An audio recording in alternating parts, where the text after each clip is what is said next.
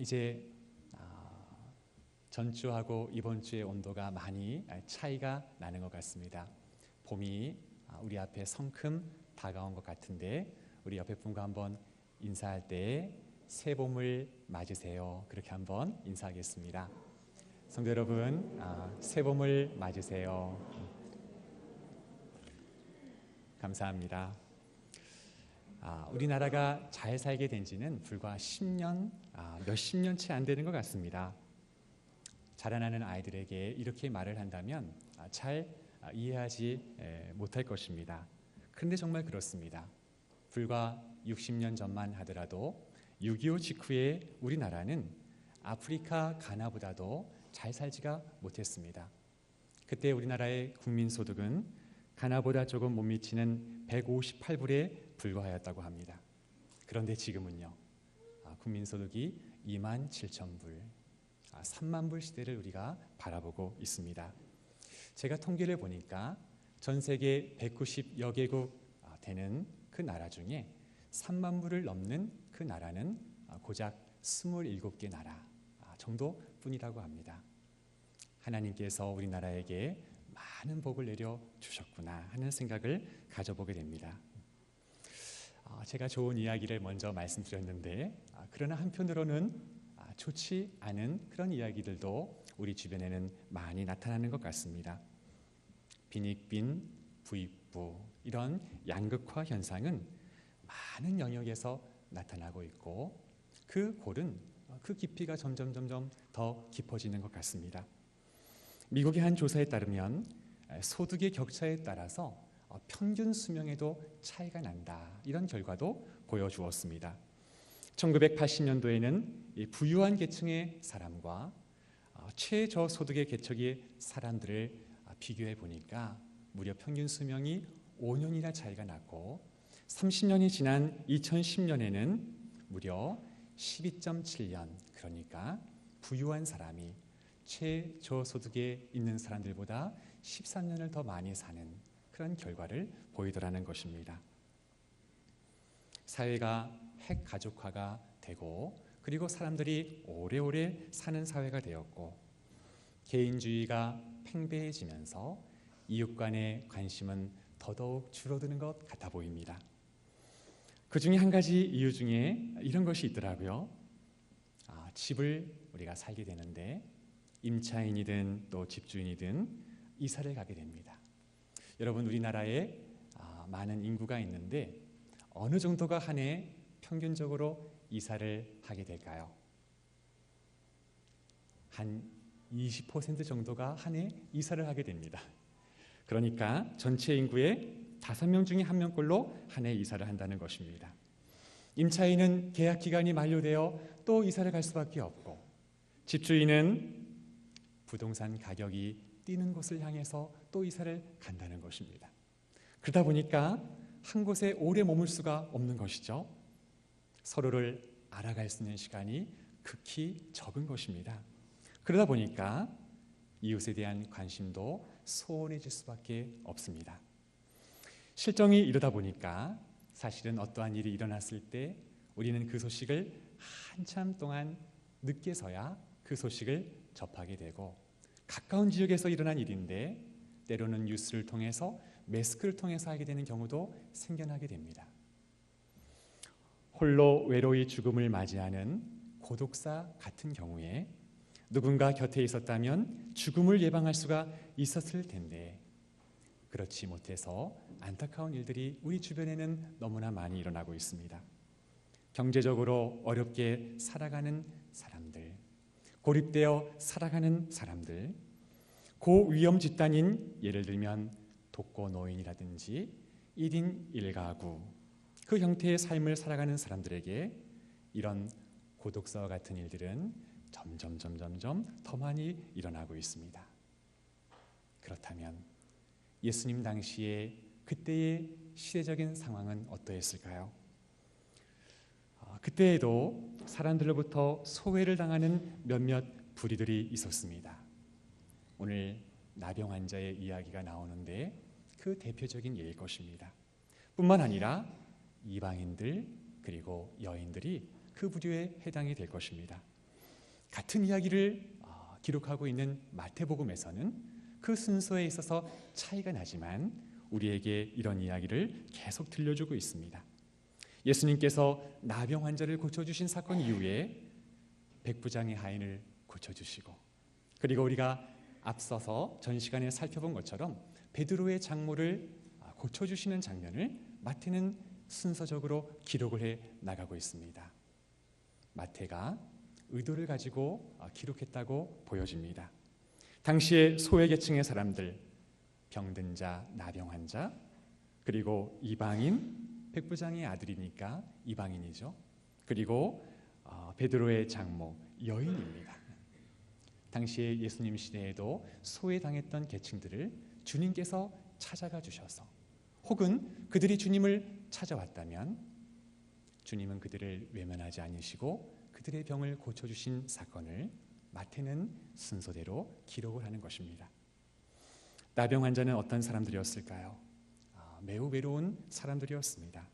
사실은 지금도 그렇습니다. 사람들과 격리되어서 생활해야 하는 사람들. 사랑의 원자탄이라고 불려지는 손양원 목사님이 소록도에서 나환자들을 사랑으로 돌봤다는 그 일들을 우리는 기억하고 있습니다. 지금은 우리나라가 잘 살게 되면서 그러한 병을 앓고 살아가는 사람들이 점점 줄어들고 있지만, 가까운 중국만 보더라도 의료의 손길이 매우 필요한 지역이 많이 있습니다. 사람들의 발길이 뚝 떨어진 곳, 일반인들에게는 혐오감을 준다는 이유로 그들은 철저히 분리되고 격리된 삶을 살아가고 있는 것입니다.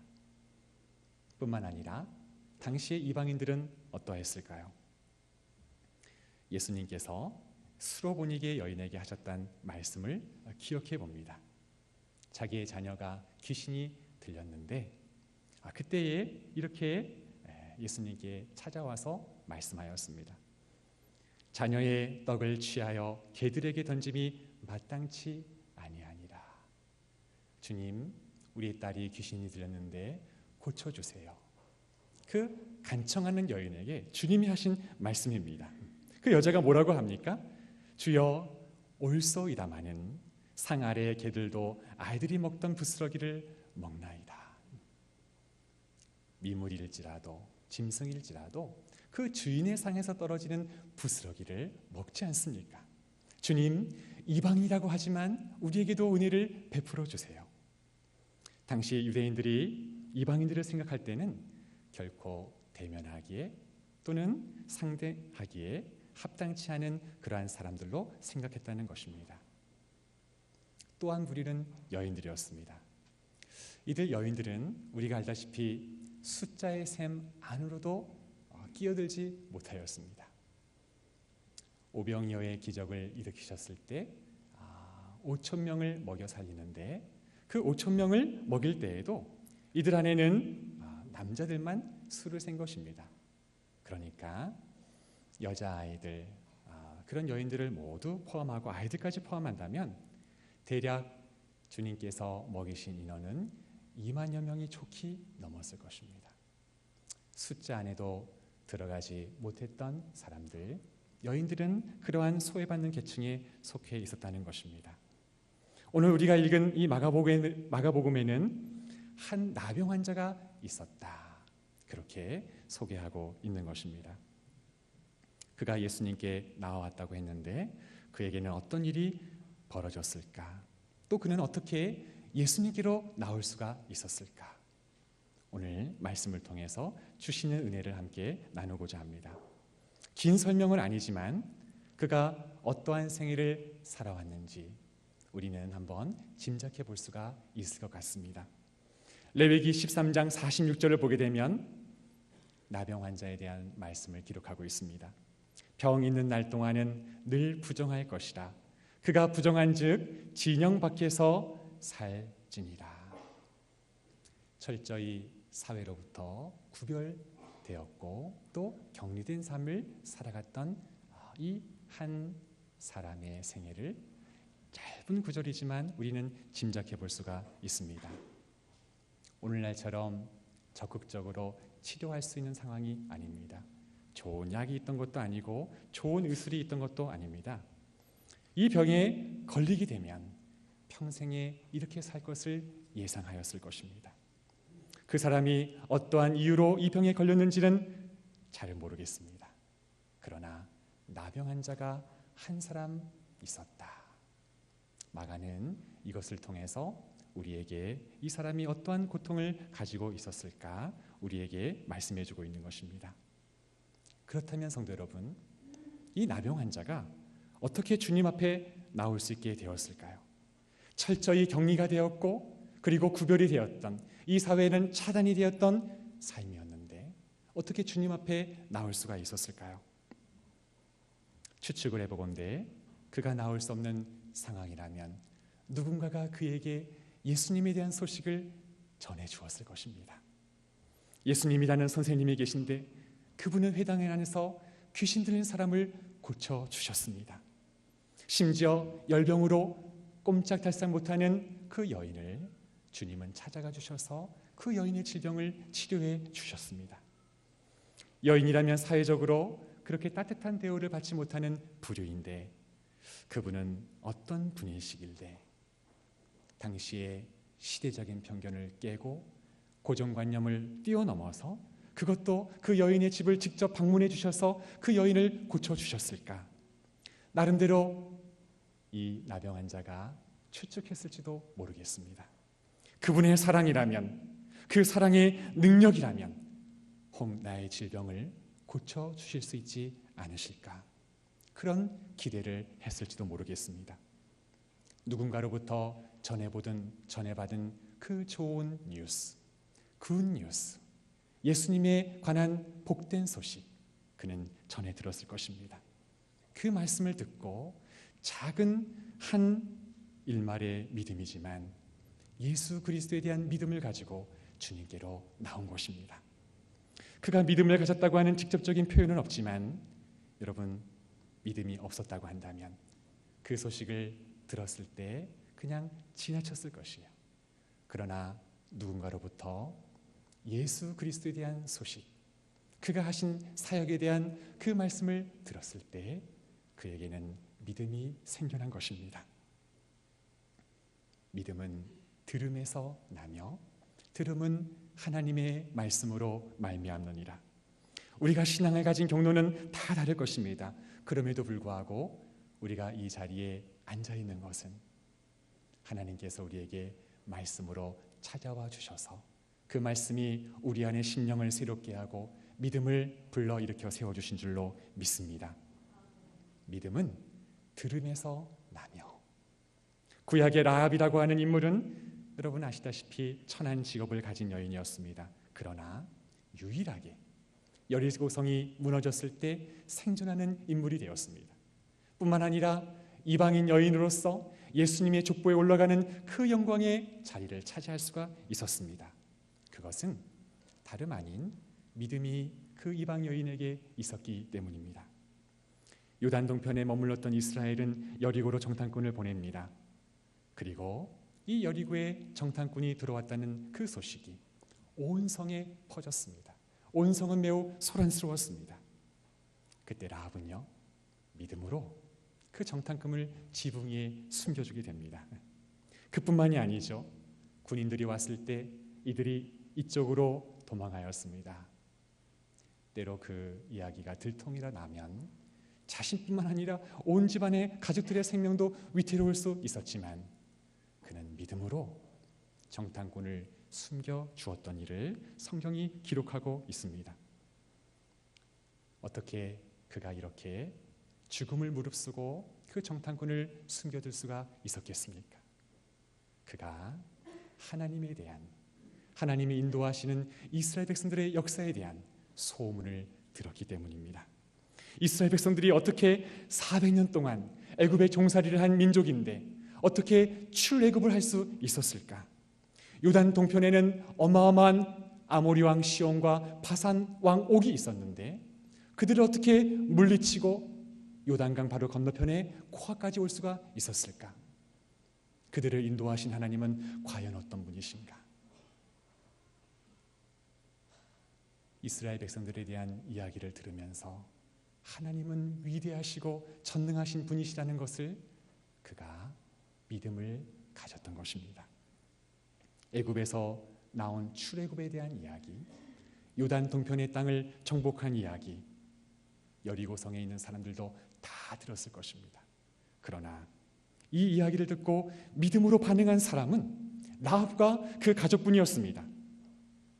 여리고성이 다 무너졌지만 그 믿음을 통해서 라합의 가족은 구원을 받게 됩니다. 오늘 한 나병 환자는 예수님의 말씀을 들었습니다. 그분은 어떤 분이신지, 그가 이 땅에 오셔서 어떤 일을 행하시는지 그 이야기를 들었을 때 그 안에는 믿음을 가지고 예수님께로 나올 수가 있었던 것입니다. 사랑하는 성도 여러분, 지금도 하나님은 우리에게 말씀을 들려주십니다. 주의 영을 통해서 주의 말씀을 들려주십니다. 그때마다 이러한 고백이 우리에게 있기를 원합니다. 하나님, 말씀해 주십시오. 주의 종이 듣겠나이다. 그러한 자세로 하나님께 나아가면 하나님은 우리의 연약해진 믿음을 또 세워주십니다. 그 믿음을 가지고 또 나아갈 수 있도록 힘을 주시는 줄로 믿습니다. 나병 환자는 예수님에 대한 소문을 듣고 믿음이 있었습니다. 뿐만 아니라 그 안에는요, 확신이 있었습니다. 오늘 예수님께 와서 그가 간구하는 내용이 무엇이었습니까? 40절 말씀을 계속해서 보게 되면 한 나병 환자가 예수께 와서 꿇어 엎드려 간구하여 이르되 원하시면 저를 깨끗하게 하실 수 있나이다. 그는 예수님의 소문을 들었을 때 단순한 믿음이 아니었던 것 같습니다. 예수님, 저의 기도를 들어주세요. 예수님, 이 기도에 반드시 응답해 주세요. 이 기도에 응답해 주시지 않으면 절대로 안 됩니다. 이 나병 환자의 기도는 이런 강청하는 기도는 아니었습니다. 때로는 우리의 기도에 있어서 강청하는 기도가 필요합니다. 우리의 삶에서 이러한 기도가 필요할 때가 있습니다. 예수님, 정말로 이 기도에 응답해 주시기를 원합니다. 나의 삶 가운데 이 문제를 해결해 주시옵소서. 그러나 이 나병 환자의 기도는 여기에서 멈추지 않고 있다는 것입니다. 주님이 원하시면 저를 깨끗하게 하실 수 있으십니다. 그가 가지고 있는 질병이 너무나 고약했기 때문에 자신의 병 낫기를 간절히 원했을 것입니다. 그러나 여기에 머무르지 아니하고 주님이 원하시면, 만약 주님이 원하시지 아니하면 어떻게 하겠다는 것입니까? 주님이 원하시지 아니하면 저는 이대로 만족할 수가 있습니다.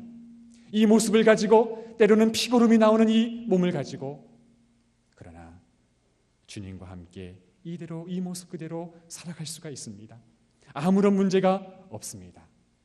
그러한 의지와 각오와 확신, 여러분 그러한 표현이 아니겠습니까? 주님이 나의 기도를 이미도 아시고 계시기 때문에 주님이 원하시면 저를 불쌍히 여겨주셔서 고쳐주시겠지만 주님이 원하시지 아니하면 이 모습 그대로 살아가겠습니다. 그는 강청을 넘어서 더 큰 확신을 가지고 주님 앞에 구하고 있는 것입니다. 우리 주님은 믿음을 기뻐하신다고 하였는데 여러분, 그에게 어떠한 일이 벌어졌습니까? 우리 주님은 그의 확신 있는 믿음을 보시고 그의 질병을 고쳐주셨습니다. 몇 년 동안, 아니 어쩌면 한평생 이 모습을 가지고 살아갈 수밖에 없는, 이대로 이제는 죽겠구나, 어떠한 소망을 가질 수 없는 채로 살아가는 인생이었습니다. 상처가 심하고 그곳에 피가 흐르고 고름이 나고 진물이 흐르고 고통을 느끼지 못하기 때문에 점점 살은 썩어져가고 부패해져가는 몸이었을 것입니다. 그렇게 몸은 망신창이가 되면서 생애를 마칠 수밖에 없는 삶이 이 나병 환자의 삶이었습니다.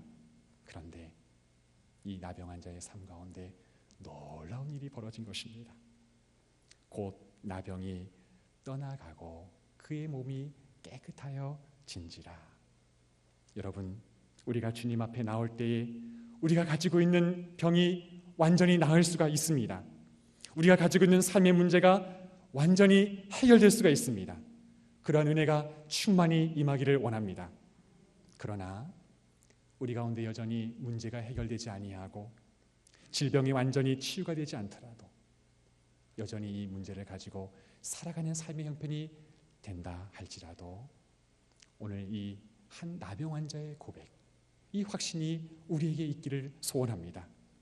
주님이 원하시면 이대로도 좋습니다. 네, 이것으로 만족하고 충분합니다. 왜 그렇습니까?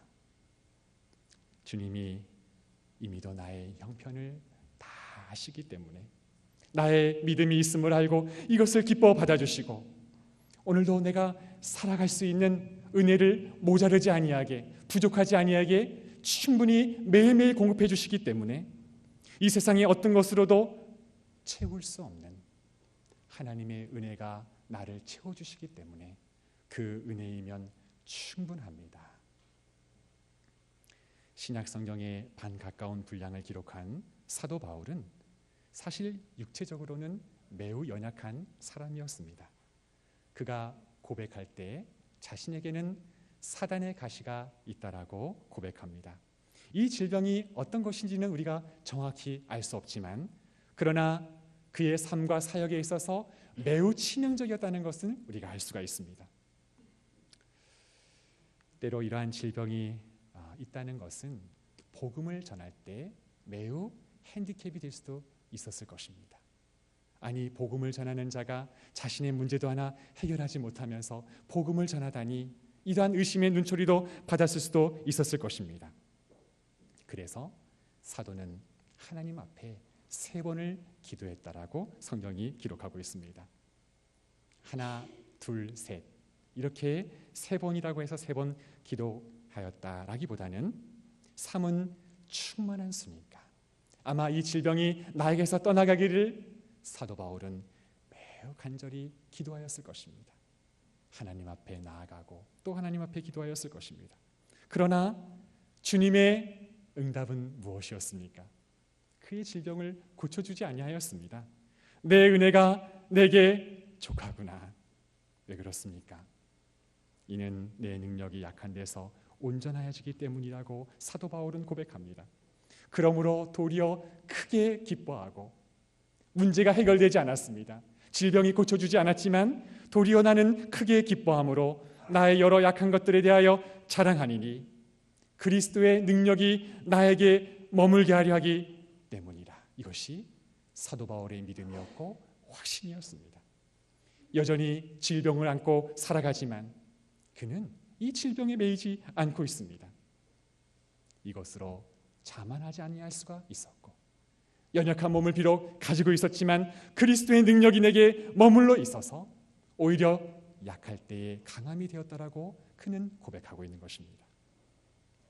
사랑하는 성도 여러분, 비록 우리 환경이 바뀌어지지 않는다 할지라도 주님은 내 주변에 이런 모든 상황을 우리 주님은 알고 계십니다. 주님이 원하시면 이 믿음과 확신을 가지고 주님께로 나아가는 저희 성원의 교우들이 되시기를 원합니다. 마지막으로요, 오늘 이 나병 환자를 고쳐주신 이 예수님의 모습을 우리가 한번 살펴보기를 원합니다. 예수님께서 그를 치료해 주시는 가운데 우리 예수님은 정말 좋은 의사 선생님 같다 하는 생각을 가져보게 됩니다. 왜냐하면 나병 환자를 고쳐주시는데 그를 불쌍히 여기십니다. 그를 불쌍히 여기셔서 그 마음도 소중한데 그에게 손을 대시면서 고쳐주시는 것입니다. 어느 누구도 그와 가까이 하기에 꺼려했을 것입니다. 진물이 나는 그 몸에 손을 대기는 더더욱 어려웠을 것입니다. 그러나 우리 주님께서 그의 몸을 만져주시는 것입니다. 여러분, 이 자체만으로 이 나병 환자가 저는 매우 큰 위로를 받았을 것이라고 생각합니다. 누군가가 어떠한 심각한 문제를 가지고 상담을 하게 될 때 상담의 기본이면서 이 상담은 참 잘하였다 하는 경우가 바로 이런 경우라고 합니다. 내담자의 문제를 끝까지 잘 경청해 주는 것, 특별히 어떤 문제에 대한 해결책을 건네주지 아니하였을지라도 그가 어떠한 상황에서 아픔이 있었는지 그의 상황을 잘 들어주게 될 때 그 상담은 잘한 것이라고 합니다. 대부분 문제를 가지고 상담자를 찾아왔을 때 그 내담자는 그 문제에 대해서 답을 가지고 있다는 것이에요. 그러니까 일부러 답을 전해주지 않을지라도 그가 이러한 상황에서 그러셨겠군요. 많이 힘드셨겠군요.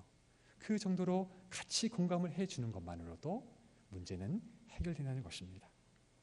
예수님을 찾아온 그에게 우리 주님은요, 긍휼한 마음으로 그를 맞아주시고 더 나아가서 손을 대어주시는 것입니다.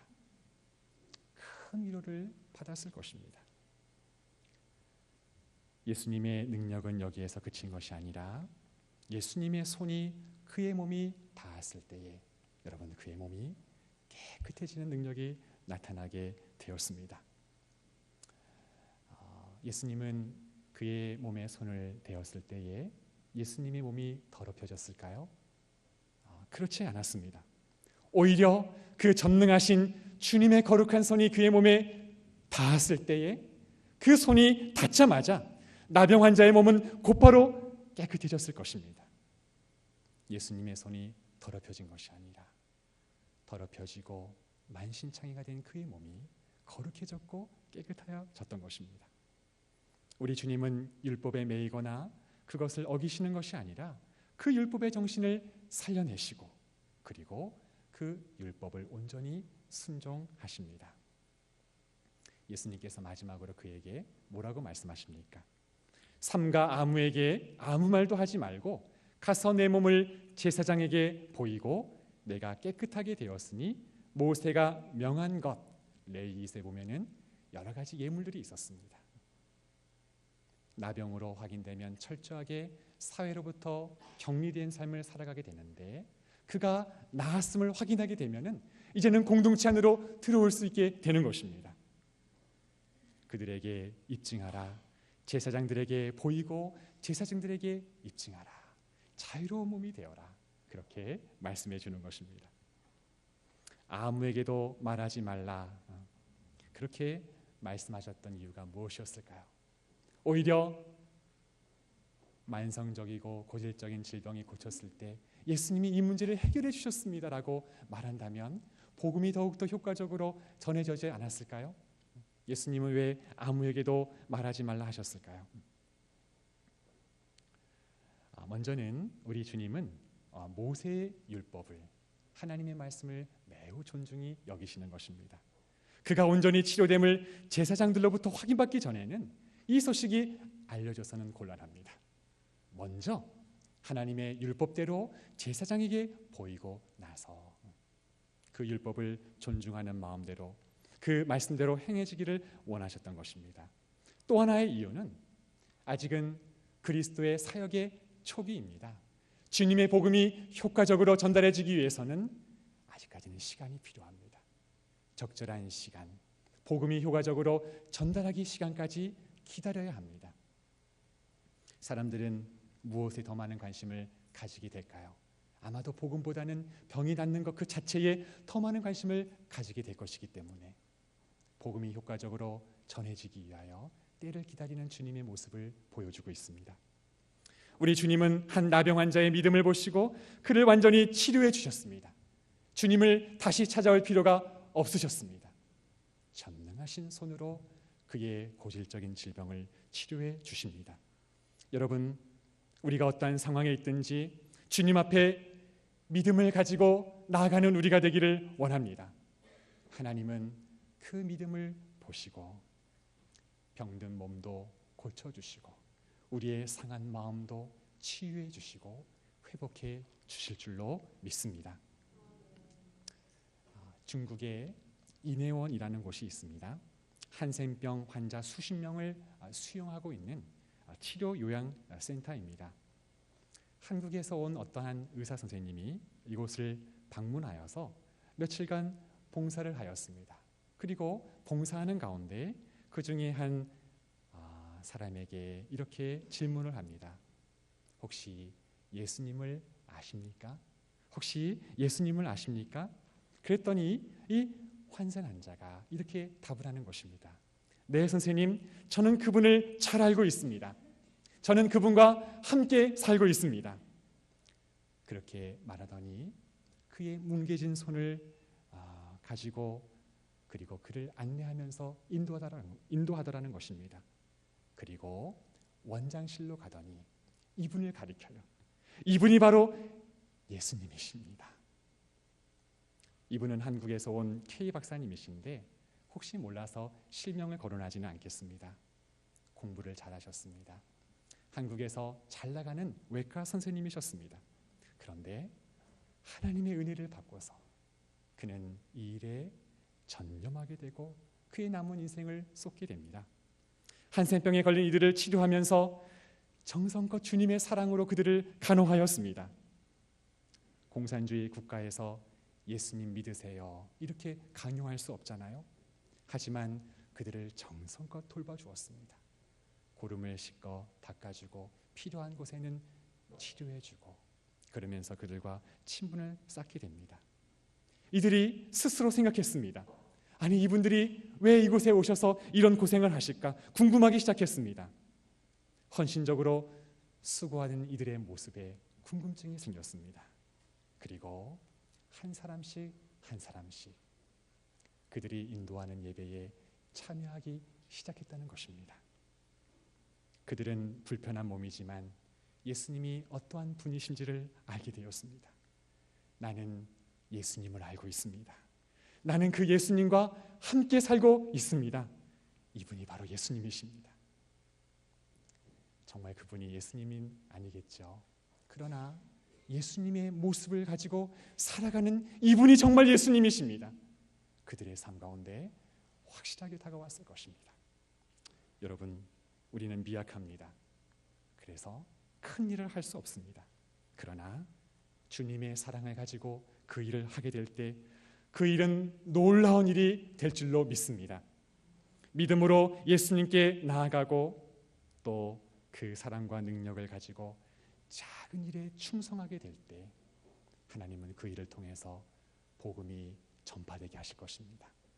그렇게 한평생 복음 전도의 생애를 살아가는 우리 성은의 믿음이 훌륭한 교우들 다 되시기를 주님의 이름으로 부탁을 드립니다.